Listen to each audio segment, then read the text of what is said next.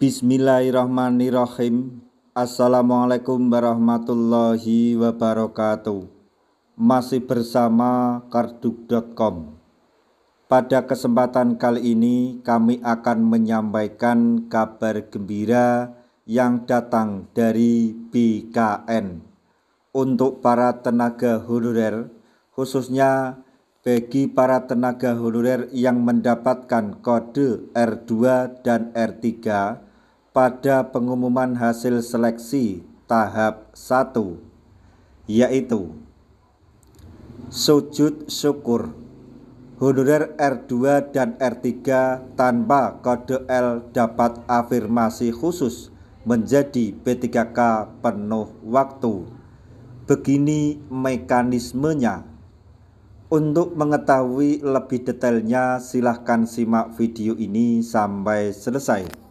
Tapi sebelum kami lanjutkan, bagi rekan-rekan yang baru menemukan channel ini, tekan like dan subscribe-nya, dan juga tekan lonceng notifikasinya supaya nanti bisa mengetahui informasi terbaru terkait dengan seleksi P3K dan pengangkatan tenaga honorer menjadi ASN tahun 2024-2025.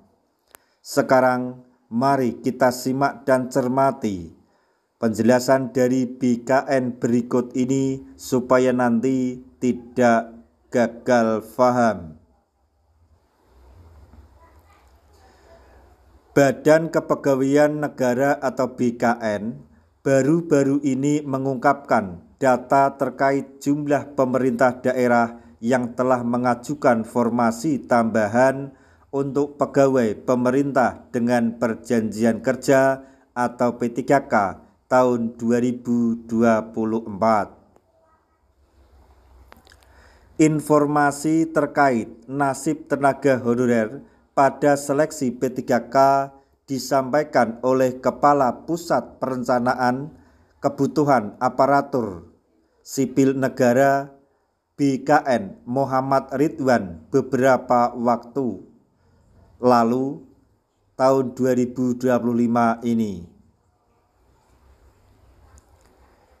Kini honorer R2 atau yang mendapatkan kode R2 dan R3 tanpa kode L punya peluang besar untuk diangkat menjadi P3K penuh waktu. Pihak Kemenpan RB pun telah merestui tambahan formasi.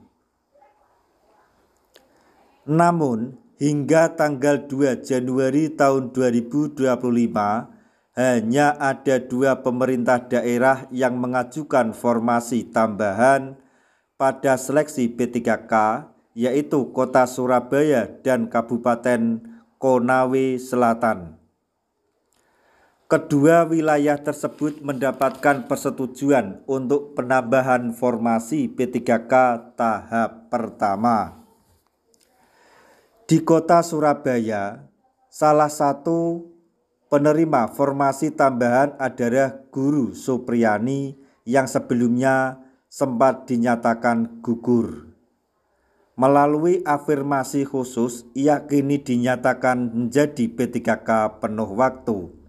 Sebuah langkah yang diapresiasi sebagai bukti komitmen pemerintah dalam menyelesaikan permasalahan honorer.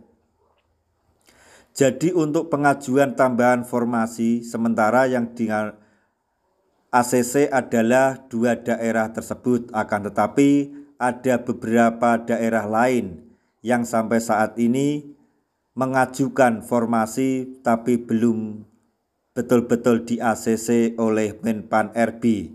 Kita tunggu saja supaya segera di ACC oleh Menpan RB. Salah satu contohnya yaitu dari daerah Kepulauan Riau atau Kepri. Selanjutnya mengenai masalah minimnya usulan formasi. Sayangnya jumlah pemerintah daerah yang mengajukan formasi tambahan masih sangat minim. Dalam rapat koordinasi pada tanggal 8 Januari lalu, Menteri Dalam Negeri Tito Karnavian menyebutkan bahwa dari 50 daerah yang mengikuti rapat, usulan formasi P3K terbilang rendah. Misalnya, Jawa Barat dengan 27.000 tenaga honorer hanya mengusulkan 4.000 formasi P3K penuh waktu. Akibatnya, masih ada sekitar 23.000 tenaga honorer yang belum terakomodasi. Sementara di Jawa Timur ada sekitar 20.000 tenaga honorer, tetapi Pemda hanya mengusulkan 3.000 formasi penuh waktu. Oleh karena itu, Mendagri Tito Karnavian meminta pemerintah daerah memanfaatkan momentum ini untuk mengajukan formasi tambahan pada seleksi P3K tahap 2 ini. Dalam kesempatan tersebut, dia menegaskan bahwa tenaga honorer yang tidak diangkat menjadi P3K penuh waktu dapat dialihkan ke formasi P3K paruh waktu. Namun, Pemda harus segera menyelesaikan permasalahan ini, mengingat rekrutmen honorer baru sudah dilarang berdasarkan Undang-Undang Nomor 20 Tahun 2023 tentang ASN. Selanjutnya yaitu kendala tunjangan dan anggaran fiskal. Tito juga menyoroti isu terkait tunjangan P3K yang tidak bisa disamakan dengan PNS karena keterbatasan fiskal di daerah. Gaji P3K akan tetap setara dengan PNS, tetapi tunjangan kinerja disesuaikan dengan kemampuan keuangan daerah masing-masing. Hal ini menjadi salah satu tantangan besar bagi pemerintah daerah dalam menyusun usulan formasi tambahan agar honorer bisa terangkat menjadi P3K paruh waktu. Maksudnya di sini agar honorer bisa terangkat menjadi P3K penuh waktu dengan adanya usulan formasi tambahan.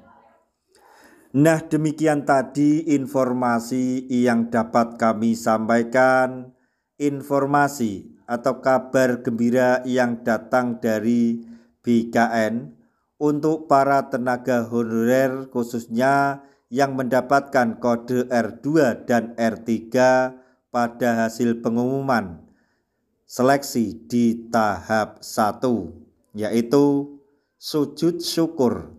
Honorer R2 dan R3 tanpa kode L dapat afirmasi khusus pada P3K penuh waktu. Semoga informasi ini dapat bermanfaat bagi rekan-rekan tenaga honorer semuanya. Di akhir video kami mengucapkan banyak terima kasih. Wassalamualaikum warahmatullahi wabarakatuh.